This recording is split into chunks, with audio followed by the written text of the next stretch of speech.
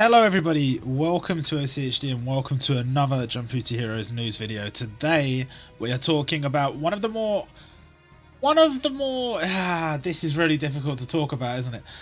One of the events that a lot of people have been looking for, one of the more highly anticipated events of the roadmap, and of course the final event of the roadmap before the 4th anniversary, but possibly an event that has somewhat mixed reception for a few different reasons, which we will of course get into.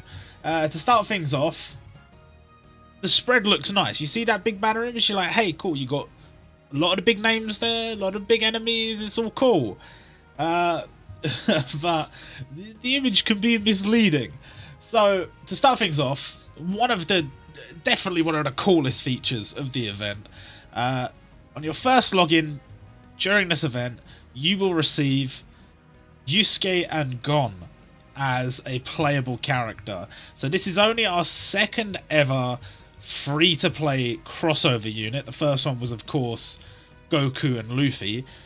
And this one kind of goes hard. Like, when you see the animations, they probably were planned to be limited at some point. In fact, I think there's a lot of things in this event that were changed purely based on large amounts of feedback during the previous crossover event. So anything in here could have changed at any point. And, well, obviously one of those things, I do believe, just based purely on how good their animations are, that this Yusuke and Gon probably was a limited. Now, as for like how I handled my predictions, I didn't figure we would get a free-to-play Yusuke and Gon, and I do think had I been the one planning this event, I might have done a free-to-play Yusuke and Gon just using the standard like Jajanken and Regan and just like stay in their standard forms, and then maybe have a limited version with slightly different clothes from a slightly different part of the story, and then that version possibly is the one that transforms into Mazoku Yusuke and Adult Gon. Instead, the free-to-play version one does that, which is partially, I think, why there's mixed reviews for this, because it's so cool that these characters are free-to-play, but because they're essentially a login bonus tier unit, they've got these amazing animations, and they kind of suck. There is one upside to their kit, and that is they are a double tap unit at 100% health, which means if you haven't managed to pull any of the 100% health double tap units or turn 1 double tap units from limited gacha, and you haven't managed to get your hands on Goku and Luffy, then there you go. This will be your new turn 1 PvP unit, potentially. At least something you could experiment with, and you can fire off an extra turn on turn 1 of PvP, which is pretty cool. Nonetheless, very cool addition. I don't want to undersell. I think it's very cool that this unit is free. It's just a weird event, bro. It's a weird event. Next up, we have the missions. Let's win the Jumputi Martial Arts Tournament. While these missions are pretty straightforward, the way they've handled it this time is just a little bit strange. The missions, simple stuff. Clear whichever event you farm a character from one time, get the character to 50 luck, get the character to max luck. It applies to Shigure, it applies to Chu, it applies to Morel, it applies to Bui, and of course Yusuke and Gon, who you can get to max luck but not from login. There is an event where you have to farm them. You also have to beat Unity battles. All of that is really straightforward.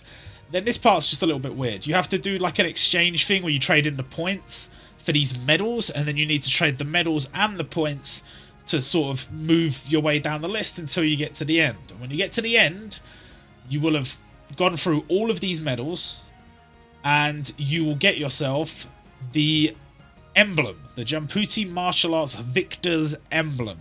It looks exactly the same as the medal, but the difference is one of them is an emblem. You can have it show up on your profile to say that you've done all the missions, and the actual medal, the item, you can use in this store here. Now, in this store, you can only choose one item, and there's a few different items in there, but I really think the rubies are the best choice. The hero jewels, you only get one, So you don't get all. It shows all 3 there. You only get. You can choose 1. You can have a skill jewel, support jewel, or passive jewel, which kind of sucks. You can have a 5-star ticket, which in my opinion is not worth it. You can have, I think it was 10 stamina tankards, but 10 stamina tankards is 500 stamina, right? And the rubies, you get 200 rubies. Now, I believe a stamina refill is like 25 rubies, which, depending on your level, is a lot of stamina. It could be like almost 300 stamina, 200 and something stamina at least, if you're like right near the top levels. And even if you're a lower level, that's still going to be pretty good. So if you add it up, like even if you did want the stamina, you could just use the rubies on stamina. So please do just take the rubies, unless you've got a good cause to take one of the other ones. I don't know. And then we have the opening ceremony, sort of the only time Kurama appears in this event. A lot of people did hope that maybe we would get Kurama Kurapika or something, but that hasn't happened. I mean, there is potential to do this again. They've left a lot of stuff off in this event, so they could do it again. Or they could do like a sensei feature next time and maybe get Prince Baka involved. Level E, you know, maybe, but for now this is just a very straightforward event. You have to clear this event to sort of start the festival, and you'll get some rubies for doing so. Then we have the daily stage. Now this daily stage is one of the training daily stages, which is not super common. Not only do you get books and jump souls and coins, which is very good for beginners. It's going to allow you to power up all your characters. You also get skill EXP. So make sure to put your team full of characters that haven't reached their max skill level yet, so that they can get EXP when you clear this stage. And you will also get these stamps from the missions, and I thought these stamps were very funny because it's like a very serious looking version of the very old Yusuke sprite and very old Gon sprite. And then, oh look, the bros are together and they got good sprites, and it's awesome. So I think that Yoroshiku sprite stamp, very, very cool. So hopefully I think you just have to clear the stage every day. So just make sure you clear the stage every day. Get yourself the stamps. Next up, we have the only catastrophe class event during this festival, which is it's odd. It's really odd. No aura costumes in this event, and you know, we've got Crollo and Sensui, who you have to fight in order to get these emblems. You get 2 emblems for clearing it, and you get Crollo's book, which is called Bandit's Secret, and you get the Sacred Energy Armor, which is obviously the special armor that Sensui wears. So it's certainly something. I'm not a big fan of these emblems. I guess Bandit's Secret's kind of cool. I don't know. I'm not that excited about it as this being the only challenge event. But you know what? I mean, you've got to mix things up once in a while, I suppose. But I'm certainly feeling that Sensui's little hat is... God, it's just such a weird choice. It's such a weird choice. But I guess they couldn't think of anything else, so I don't know. Then we move on to the Transcendent class events. There are 4 Transcendent class events, I believe, or at least Transcendent tier units, which is... I mean, normally we'd have something a little bit more challenging, but whatever. We've got Shigure, who arguably is supposed to be a very strong character in world. I would argue that he does get bodied very, very soon after we find out he exists. But I can't blame the Jumputi devs for this, because at the end of the day, they have essentially just transcribed what they've seen in the manga. But my man looks goofy. He is so over-designed. I forgot how ridiculous he looked. But sure. I mean, I guess somebody's gonna be happy about him being added. I don't know.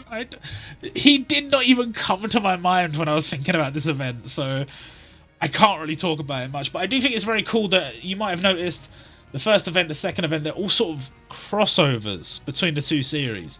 And it seems like each stage will have 2 enemies. So this would be a bit of a diversion from what we're used to. All of the farmable stages have 2 enemies, it seems. So I don't think they're going to be particularly hard because the difficulty is not that high.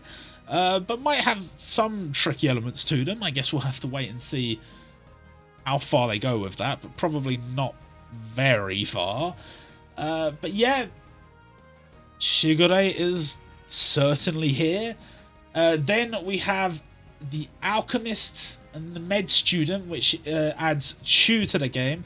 Don't forget, if you are new to the game, there is a load of My Hero Academia? What am I talking about? Hunter x Hunter and Yu Hakusho events being reprinted. And that includes Leorio's Special Evolver event and Kuwabara's Special Evolver event. So if you've missed the opportunity to evolve them up to 6-star in the past, now you will get that chance. So make sure to do so. And Chu is an interesting one because his ID in the files would suggest that he might have been finished a little bit earlier than some of these other characters, and possibly he was meant to be released and then wasn't released for one reason or another, which kind of makes sense. We haven't had much Yu Yu Hakusho stuff in a while, you know, so I mean, fair enough. I mean, maybe they did have stuff planned and they scrapped it. But yeah, he's sort of Transcendent tier. It's a farming event, a exchange event. You collect the sake bottles and you can trade them in for rewards, including Chu. And make sure to include the boosted characters as normal. Then we have the next Transcendent, which is Morel. You have to beat Morel and Kuwabara. And I did say I wanted to see him in this event, and he is here, so that's good. I would argue, didn't expect him to necessarily be a Transcendent. I was thinking more like a Ultimate, maybe. Or, I mean, maybe a Catastrophe. I don't know. I guess maybe not, but there's definitely an argument to be had that he's been done dirty at least a little bit. But I guess it's a very big arc, and it's like, is he the most important sort of character? I mean, he's important. He has a few different fights you could have included. I mean, he could have been Gacha, really, depending on what part of the story you wanted to look at, but or which part of the arc, sorry. He doesn't appear much in the story before Chimeran, or at all, I don't think, but it doesn't matter. Sprite looks decent enough. Pretty happy with the sprite. And then we have this event, which I actually think is really cool because I really like Razor. And I forgot about Bui. I forgot we didn't have him, to be honest. I guess maybe because, I don't know why. I just thought we had him, but we don't. So, pretty cool to see these two together. Sprite looks pretty good, and he also takes off the armor and has his, like, special, I can't remember what it's called. His attack where he has all his armor off and he has the bright blue hair and that. And it looks very cool. Very nicely detailed for a Transcendent class unit. So I appreciate that. And the only issue being these are all Transcendent class, so their kits are not very good. They are not very good units. But you know what? Still cool to see them added. Still cool. And then this stage where you fight against Hiei and Killua. And this is where you get your copies of Gon and Yusuke. You get them from missions. Please make sure to do this and max them out, because they probably will be available again at some point, but it could be like ages. It could be like a year, 2 years before they're available again. And they might be added to one of the stores where it's going to be inconvenient for you to buy them, like the medal store or whatever. You have to waste medals on them. If you have the opportunity to max them here, please do, because they definitely have a tendency to not bring this stuff back as often, so something just to bear in mind. And then Unity Battle, the Togaro Brothers. Now this is very odd. They have a new sprite. It is Togaro, older Togaro and younger Togaro, the Togaro Brothers. And weirdly, this unit is not playable right now. And, you know, it's not that strange for them to add units that are, like, enemy only and they're planned to be added in the future. They have done that before, but it really feels like this event is lacking having them as a playable unit. It really feels like they would have been a very good choice for the catastrophe of this event. But they're not.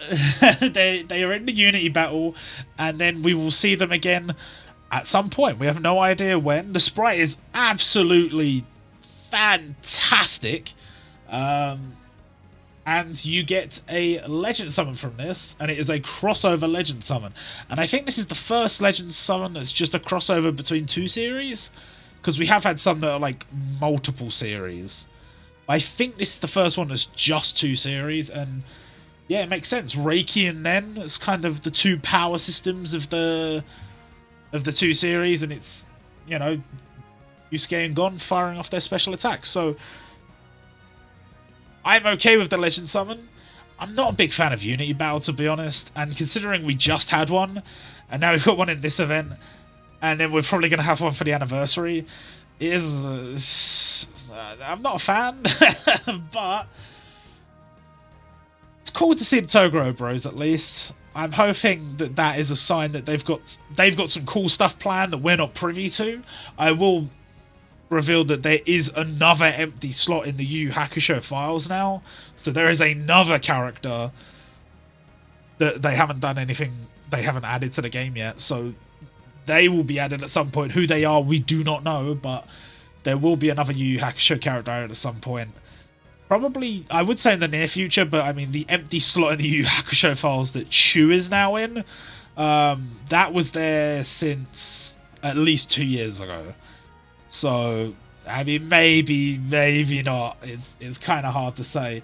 But certainly, they have other stuff planned. So if you are a Yu Yu Hakusho fan, there is other stuff planned, stuff to look forward to. Now, Tower Boost, interesting, because they do have the transformed version of Yusuke and Gon featured here. And it looks very, very good. I probably am not going to be participating wholeheartedly in the Tower Boost, mainly because I don't care about Tower, but also because I have no intention to invest any rubies in this event. And we will talk about why after we talk about the new limited gacha. Now, this gacha, it goes hard. Come on, let's be real. Like, even if you're not a fan of these series, you probably know these two characters. And these two as a limited goes fucking hard.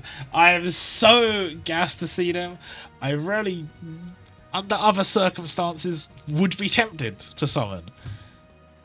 But I'm not going to. Unfortunately, we're too close to the anniversary. My ruby count is far too low. And this event has had some questionable gacha choices. Not so much here. This gacha is solid. This gacha is, as expected, it looks great. Very, very happy. And if you're thinking about going for them, I wouldn't stop you. I think they're quite a delightful addition to the game.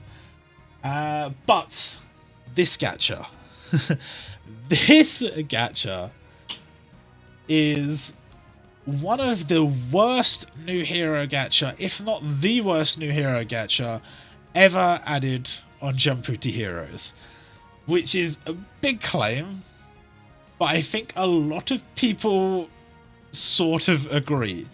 So let me run through some of the minor issues first. For a start, why is Meruem standard gacha? Why, like, if you were going to do a version 2 Meruem, surely that should be a limited. If it's not going to be limited, surely it should be a catastrophe event. Standard gacha is such a weird choice for this character. It's not like they haven't put villains on standard gacha without it being like a Dark Heroes gacha before, but it feels like it's underselling the character a little bit. Suzaku as a standard gacha feels very odd because, I mean, it's kind of an interesting character, but it's also like, it's from very early in the series, and it could easily have just been a farmable unit, and I don't really get why it's standard gacha. Knuckle, my guy, you should have been standard gacha, and you are standard gacha. You've done your job, so I can't complain. Very, very happy. Now, That stuff's minor, doesn't matter. The real issue, comes down here. If we scroll past all our characters, again, the sprites look fantastic. We have the format for this banner. This format, oh, it stinks so bad. Why does it stink so bad? 1,000 rubies for the first multi, and you get nothing guaranteed. The second multi is free, nothing guaranteed. And the third multi is 1,000 rubies, and you get a 5-star unit. Important to note, 5-star unit, not a guaranteed pickup unit, not a guaranteed rated up unit. Just any old 5-star. Could be any 5-star in the game. There's so many, any 5-star in the standard gacha pool. Then, after you've done your third multi, it goes back to the first multi. So you've got to do another 1,000, then another free multi, then another 1,000 rubies, get another guaranteed 5-star unit. Then, after that third multi, it goes back again. And you do it again. And then on the 9th multi, that is when you get your guaranteed new hero. So after 9 multis, you will get one of these free. That costs you a total of 6,000 rubies for a standard gacha unit. And you don't even get to choose who. You just get a random one.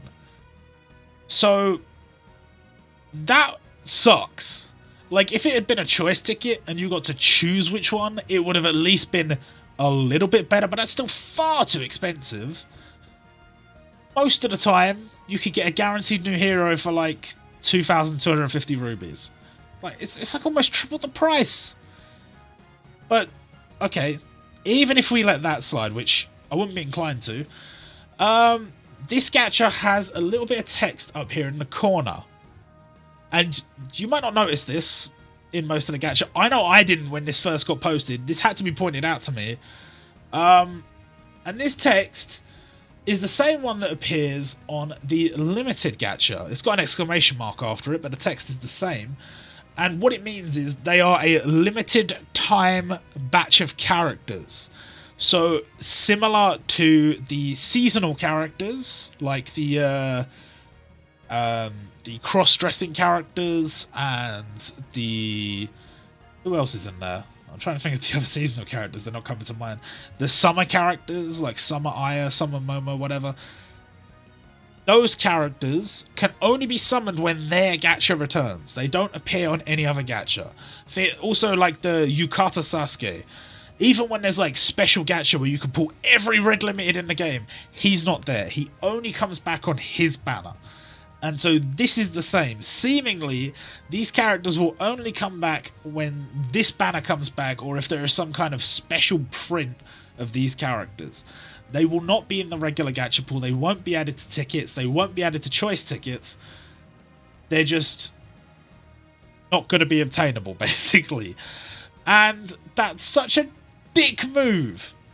Because in order to get all free, you could end up spending... Well, I mean, hypothetically, you could spend infinity rubies and not get them all, because there's no set guarantees to get the one of each, you know. You could do 6,000 rubies and get Knuckle, and then you could do another 6,000 rubies and get Knuckle again. And you could pull no one in between that. Like, you might just get unlucky, but there's no safety net. There's no true pity. When I say true pity, something like this.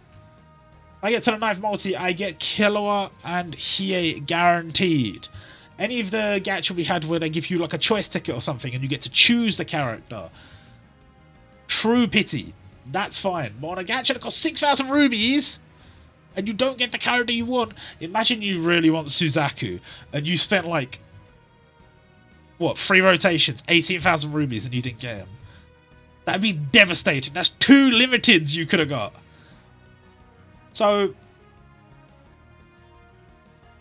I'm not a fan, and we don't know for sure. Like, maybe they put this here and they'll go back on it and they'll say, oh, well, we just meant because it was a special event or whatever. But this does bring up a bigger question and potentially a bigger problem. And that is, a lot of the time, we have events that come alongside these limited time gacha, and the events are limited time as well, which would suggest, okay, we expect this event to not come back anytime soon. But that would mean that these Transcendent class events that under normal circumstances would just be added to whatever, they won't come back. They won't be in the keys, they won't be in the standard event rotation, they just won't come back unless there's a special event for them to come back in. And so these 4 characters we might not see again for a long time. So I think we'll have to wait and see on that one. Because that could just be, you know, they've put that there and they've not really put much thought into what it means, but there is very clearly some sort of reasoning behind this. These 3 standard gacha units all have an element of their kit that not only boosts the series they are a part of, but also boosts the other series in the event. So Knuckle has an ability that boosts Hunter x Hunter characters and also boosts Yu Hakusho characters. All 3 of them have at least one element of their kit that does that. And so, yeah, it's potentially the reason why they're doing that. That's what I'm guessing. The reason why they're doing that is because these characters sort of have an ability that no other characters have. At the same time, that's fucking stupid. And I'm a bit annoyed at the idea. Okay, Suzaku's one thing. Even Knuckle's another thing. Do you know how many people love Meruem? And they're going to come into the game and it'll be like, oh, what characters are there in this game? It's like, oh, check the database. There's loads of characters. They have a look at them. Oh, shit, there's 2 Meruems in this? How do I get them? Well, you can't. Because one of them is a limited time event and it just comes back randomly whenever the devs feel like it. And the other one is this special time limited gacha and we don't know when it's coming back. And they'll be like, damn, well that's fucking stupid. And I'll say, you know what? You're right. That's fucking stupid. But anyway, that's my little... I felt like I had to just get it out. I had to just say that because I think people... generally speaking, were quite excited for this event. There were a lot of people that were going to skip it because it was so close to Annie, but a lot of the people that were Yu Hakusho and Hunter x Hunter fans, they were very much looking forward to this. And there are still very, very many good things about this. I think the 2 crossover dual units are awesome. And I think everyone agrees that they are nice. They are a nice addition. I still do think we could have had the base form Gon and Yusuke as the free unit, and then we could have had the transform ones as the limited, and I think people would have responded quite well to that. And I feel like other games that might have been how they handled it, but Jumputi's not really done that. I don't know why, but it's a mixed event. I think there's so many cool additions, and I think there's just some very, very strange decisions. But nonetheless, we move on. The defeat gacha, as you all know, my official stance on these gacha are never spend any rubies on this ever. Then we have the ticket packs, which we knew about before. It's just 980 yen, you get a guaranteed Yu Hakusho character. If you don't have any Yu Hakusho characters, I mean, I guess that's good. Same with Hunter x Hunter. If you don't have any, I guess that's good. So maybe worth looking into. This gacha is actually not bad for if you don't have any Yu Hakusho characters, because you will get a guaranteed 5-star for 500 rubies, guaranteed 5-star for 750, and then free for 1000. So for 250, you'll get 5 Yu Hakusho 5-stars. And any other 5-stars you pull from this gacha will also be guaranteed to be a Yu Hakusho character. So I don't actually mind gacha like this, especially for beginners. Like if you've joined this game because you love Yu Hakusho and you don't have any of the characters, bang, there you go. Same with Hunter x Hunter. You love Hunter x Hunter, you don't have any of the characters, bang, there you go. Get a bunch of them right now. So I think in that instance, those gacha are okay, but if you've been playing the game for a while, probably not worth it. Limited release pack, they do this every event. I don't even know why I bother putting it in the news. This pack, which I saw some people talking about this. This is like not very good. 120 yen for 50 rubies. It's not very good, but whatever. Then we have Operation White Day. And Operation White Day is... I mean, I would imagine most people watching this would know, but White Day is sort of the opposite of Valentine's Day. In Japan, on Valentine's Day, the girls give chocolates to the guys, and then on White Day it's the other way round, and the guys give stuff to the girls.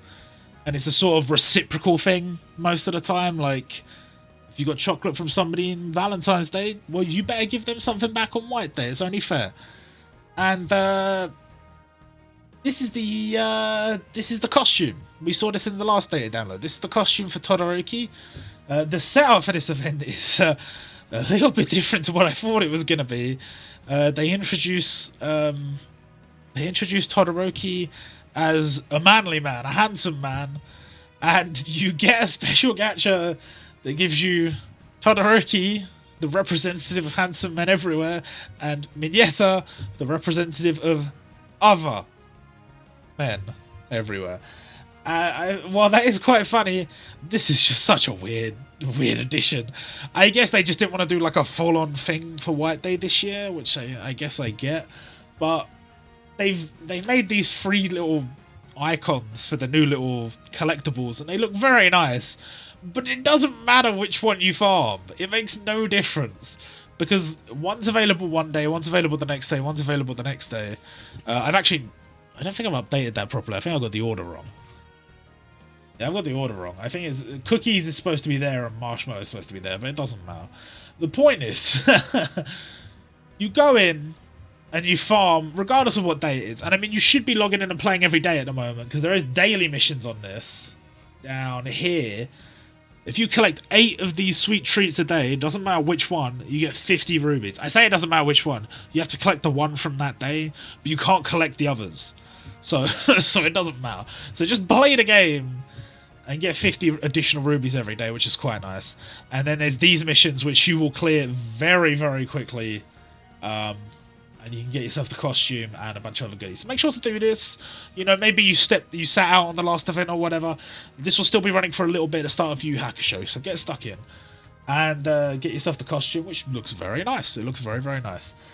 And then, with the White Day Choice Ticket Pack, my official stance on these ticket packs are they are not worth it. Do not buy these. Then, the other sale packs, this one very similar to the Yu Hakusho and Hunter x Hunter one, except instead of a Yu Hakusho Hunter x Hunter character, you get a character that is renowned for being a good supporting tower. Now, as for whether I think you should summon on this or not, or buy this, it's not awful. It's 980 yen. It's not a lot of money. It's like $1. Oh wait, I've got that wrong. Wait, 980 yen? No, $10. Yeah, don't buy this. What am I talking about? Don't buy this. Don't buy this. Yeah. I mean, I guess if you're desperate for supports, maybe, but... And then there's this gacha which features the 3 characters that create a skill bubble and absorb the skill bubbles. These are 3 of the best supports in the game. However... I don't know if I can recommend you summon on this. We'll see what the format's like, because they haven't actually announced it yet. Might be good. You never know. Might be good. Probably won't be. Probably won't be. But these are 3 of the best supports in the game. So, especially if you don't have Torpedo Girl, this might be worth at least doing 3 multis on. Maybe. Then we have Toriko returning. I love Toriko. If you missed out on Toriko and you really want Toriko, don't feel bad about summoning for him, because he's fucking awesome. Then we have this gacha. Oh, what a stinky gacha. 4 of the oldest limiteds in the game. And yeah, I get it. They're the Yu Hakusho and Hunter x Hunter limiteds, but they're not the only ones. There are 2 more that weren't put on that banner. Actually, no, there's more than 2 more, but there's 2 more that they are reprinting separately. And that is Kurapika and Hiei. I'm not a big fan of Kurapika's archetype. That being said, Hiei has historically been quite a staple for his skill set. So, if you did want to summon for Hiei, it's not too bad. I would not touch this gacha unless they are giving a limited after 3 multis or something. Then, We have the Start Dash Limited gacha. Now, I don't know the details of this, so I don't want to get people's hopes up, but the way this is laid out is similar to the 5-star, guaranteed 5-star every multi gacha, except this with limiteds. So, are they going to give us a limited every multi, and this is sort of a Start Dash exclusive thing? I wouldn't be surprised if that was the case, seeing as anniversary is coming up, which would be very cool. That would mean, for the price of, what would it be, like 4,250 rubies, I would assume? It might be 5,000 rubies, I don't know. Wait, 4,250, is that right? Yeah, that is right. You could get 5 limiteds, potentially, and it might be like on the first one, it's just a random limited, but by the time you get to like the third one, it'd be like guaranteed after a certain date, limited or whatever. We'll see. But there's some potential there. There's certainly some potential. And then this gacha, which I won't hold my tongue too much on this. I kind of didn't want to say too much about it because I know there was a lot of backlash last time they tried to refeature Muso, but let me just say outright, releasing this gacha in the countdown to the 4th anniversary, it's a dick move. It just is. 32 multis, I assume it still cost 24,000 rubies, is an astronomical amount of rubies. Had they released this for like New Year or something, and they were giving away lots of rubies during that event, maybe they gave away some more to factor in for this event, sure. Instead, I think they only reprinted like Vegito or something. If they had done this instead, then sure. And what this is you get a limited every 8 multis, and then on the 32nd multi, you get a Muso choice ticket, which will allow you to choose between Hashirama Senju, Super Vegito, and Giotto Vongola Primo. I think this is the format that these Muso gachas should be. I think if the next Muso comes along, whoever it may be, and they don't give a limited every 8 multis, then it's a dick move. And I think the Muso choice ticket, I don't dislike that, but again, you're releasing that just before the anniversary when you're releasing a new Muso. You want people to spend 32 multis here and 32 multis there. That's insane. You're not going to give out enough rubies for that. And if people have been saving up for the anniversary and you're expecting them to spend here, then you're a dick, to put it simply. So I'm not a fan of that. Generally speaking, the banner format, not bad. If they wanted to do this for, like I said, for New Year, or for, I don't know, like just some other point during the year in between Musos, I'd kind of be okay with it. And, you know, just make sure you do it during an event where you're giving out lots of rubies. That's the issue I have here. This Yu Hakusho event is giving out some rubies, but nowhere near enough to justify this. And sure, you will get rubies during the anniversary, but you're not going to get enough for 64 multis. Let me just put it that way. But it's interesting. It's certainly interesting. And then we have some more packs. This one, I do not recommend. This one, to be honest, this close to the anniversary, I can't recommend this. It is cool that you get a limited multi-ticket and 500 rubies and whatever. I can't recommend it this close to Annie.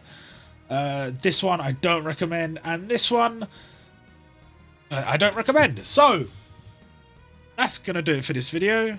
Hope you guys enjoyed, and we will be back. Well, I'm not summoning on this event, so I don't know when we're gonna be back, but I'm sure we'll be back soon. And until then, I will see you guys next time.